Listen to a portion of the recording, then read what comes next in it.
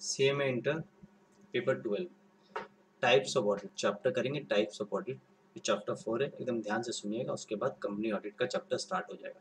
Chapter 4 एकदम ध्यान से सुनिएगा। जो जो मोस्ट इंपॉर्टेंट क्वेश्चन है मैं कराया हूँ, पूरा स्कैनर को सॉल्व किया हूँ, पूरा चैप्टर का कंसेप्ट भी इसमें आया है। ध्यान से सुनिएगा।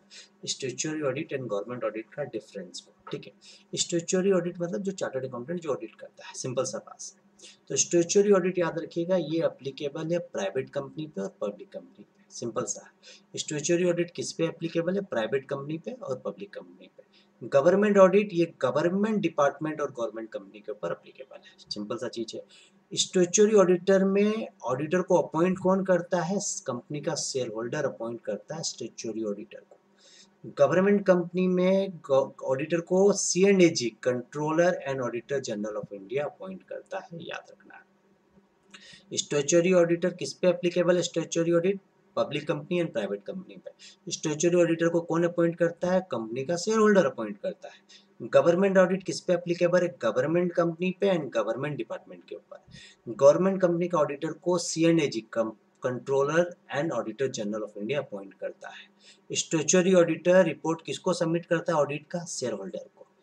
गवर्नमेंट ऑडिट का रिपोर्ट किसको सबमिट करता है?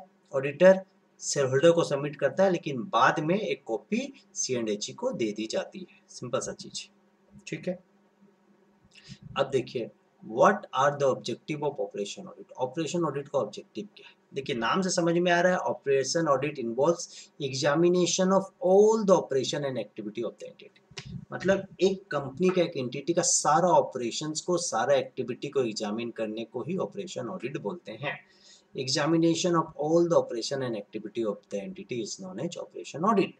ऑब्जेक्टिव क्या है? To ensure that the operation activities are as per objectives of the company. Company का जो ऑब्जेक्टिव है उसके बेसिस में कंपनी में सारा ऑपरेशंस हो रहा है, सारा ऑपरेशनल एक्टिविटी कंपनी का ऑब्जेक्टिव के बेसिस में ही है, ठीक है। दूसरा है to ensure management that the management control system is functioning efficiently and effectively. To ensure करता है या टू एश्योर करता है मैनेजमेंट को कि मैनेजमेंट का कंट्रोल सिस्टम एफिशिएंटली काम कर रहा है, इफेक्टिवली काम कर रहा है। इवेल्युएट करता है कंपनी का पॉलिसीज क्या क्या है, उसको इवेल्युएट करता है, उसको चेक करता है। इवेल्युएट करता है कंपनी का क्या क्या प्लान है, वो सही डायरेक्शन में हो रहा है या नहीं हो रहा है। और इवेल्युएट करता है स्ट्रक्चर ऑफ द ऑर्गेनाइजेशन। ये ऑपरेशनल ऑडिट का ऑब्जेक्टिव है। बस अब नेक्स्ट क्वेश्चन में आ जाइए, मैनेजमेंट ऑडिट क्या है। ध्यान से सुनिएगा, शॉर्ट क्लास है, एकदम टू द पॉइंट बताएंगे और इतना ही याद रखना एग्जाम के लिए, तो सारा क्वेश्चन इंपॉर्टेंट है। The primary objective of the management audit is to identify errors in management activity and suggest possible changes. मतलब प्राइमरी ऑब्जेक्टिव है मैनेजमेंट ऑडिट का कि मैनेजमेंट का एक्टिविटी में कहाँ कहाँ गलती है। Identify error in management audit activity, management का एक्टिविटी में कहाँ कहाँ गलती है उसको आइडेंटिफाई करना एंड उसके ऊपर प्रॉपर सजेशन देने को ही मैनेजमेंट ऑडिट का ऑब्जेक्टिव माना जाता है। It's guide the management to manage the operation most efficiently and productivity. ये गाइड करता है मैनेजमेंट को ऑडिटर कि मैनेजमेंट जो है अपना ऑपरेशन को most effectively and productive way में करे। तो मैनेजमेंट ऑडिट का प्राइमरी ऑब्जेक्टिव है ऑडिटर का मैनेजमेंट ऑडिट में कि आइडेंटिफाई करना मैनेजमेंट का एक्टिविटी कहाँ है, आइडेंटिफाई एरर कहाँ कहाँ गलती है मैनेजमेंट का एक्टिविटी में, वो सही सजेशन देना। और ये गाइड्स मैनेजमेंट को गाइड करता है उसका एक्टिविटी को, उसका ऑपरेशन को efficiently and effectively and productivity way में करने का।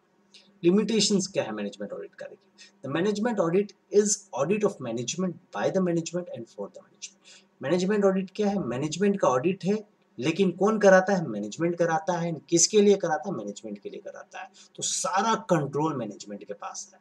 The management auditor are selected by the management. Auditor, देखिए मैनेजमेंट अपना ऑडिटर खुद सिलेक्ट करता है, अपना ऑडिट खुद एग्जामिन करता है, तो ये लिमिटेशन है। यदि मैनेजमेंट बदमाशी करेगा तो उसका गलती कभी भी नहीं पकड़ा जाएगा, तो एक लिमिटेशन है मैनेजमेंट ऑडिट का।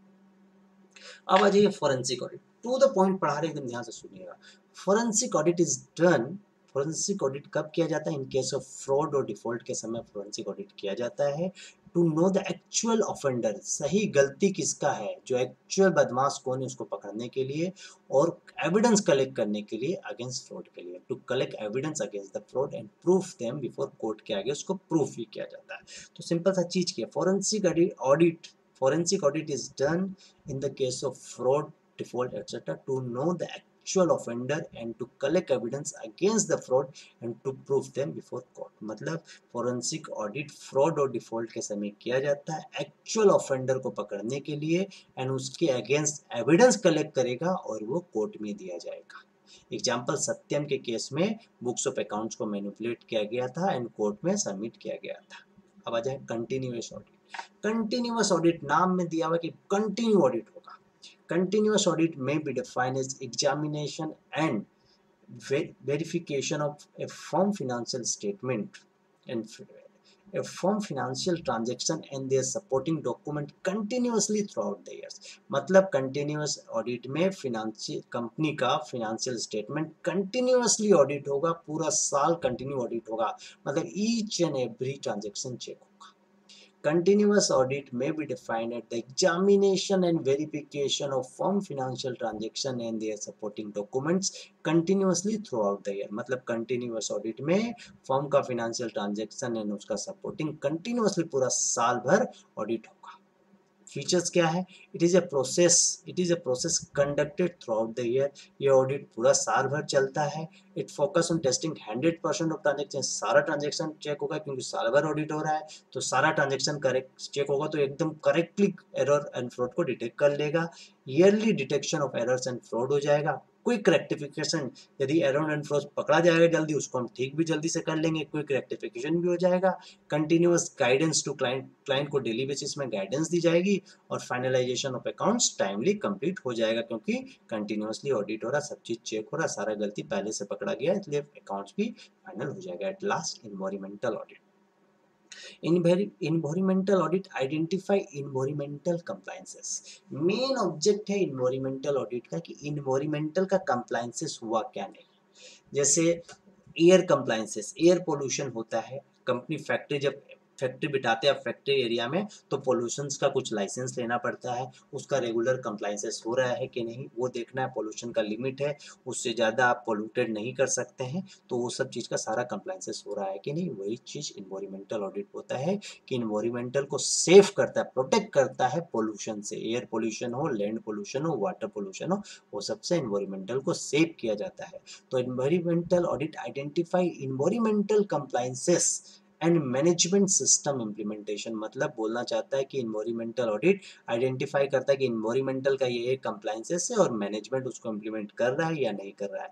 इसका मेन ऑब्जेक्ट है इन्वायरमेंटल ऑडिट का प्रोटेक्ट करना इन्वायरमेंट को। क्या चीज से प्रोटेक्ट करेगा इन्वायरमेंट को? एयर पोल्यूशन से, वाटर पोल्यूशन से, लैंड पोल्यूशन से इन्वायरमेंट को प्रोटेक्ट करना। 3 प्रकार का इन्वायरमेंटल ऑडिट होता है, environmental compliance audit, environmental management audit and environmental function audit. That's enough. Type of audit में इतना काफी है। Thank you.